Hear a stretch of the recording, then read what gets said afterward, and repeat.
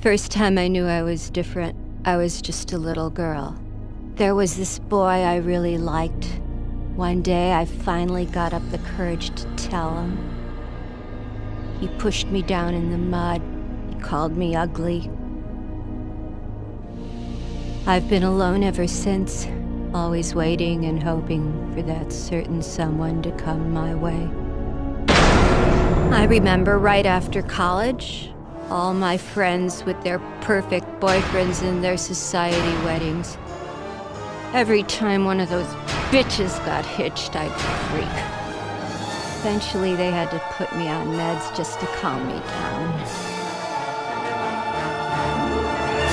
But then one day, in the asylum, I had a visitor. The gentleman's name was Calypso.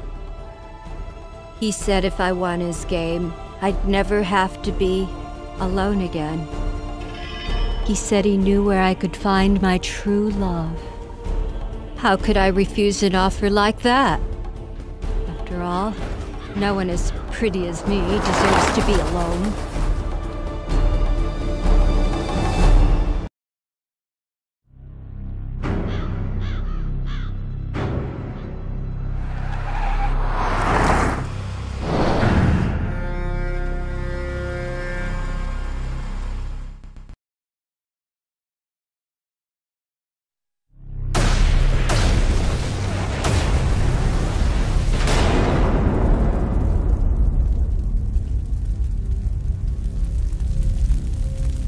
I was asleep for hours, dreaming about weddings.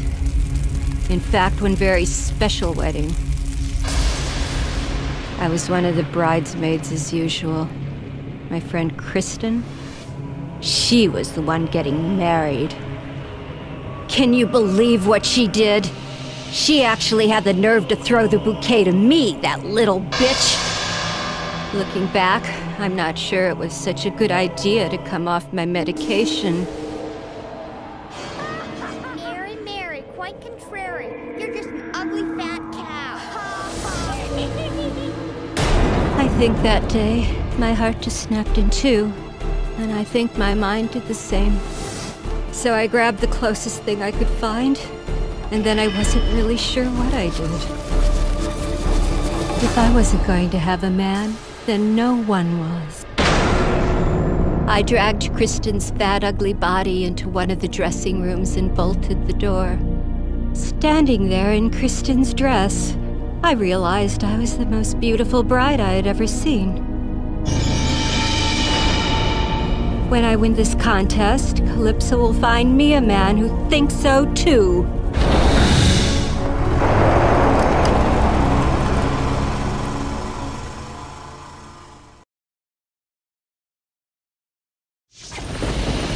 Violation of Midtown City Code 4432. Step out of your vehicle and surrender peacefully. Time's up.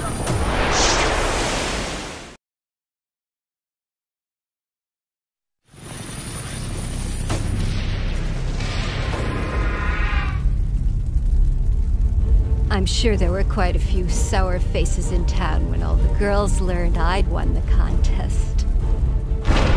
I demanded my prize from Calypso. I wanted to meet my true love. Calypso delivered. It was my darling, my sweetheart, and he was gorgeous. Calypso told me he had to make a few modifications, but what man doesn't need a little adjusting here and there? As he held me in his big, strong arms, he leaned in to whisper something in my ear. To this day, I still can't believe what he said. I will never love you. My God, I was so close. But this wasn't my true love at all. He wasn't anything like the man I thought he was. Certainly not good enough for a girl like me. My Prince Charming is out there. I know he is, and I'll find him. Even if I have to go through each and every man, one at a time.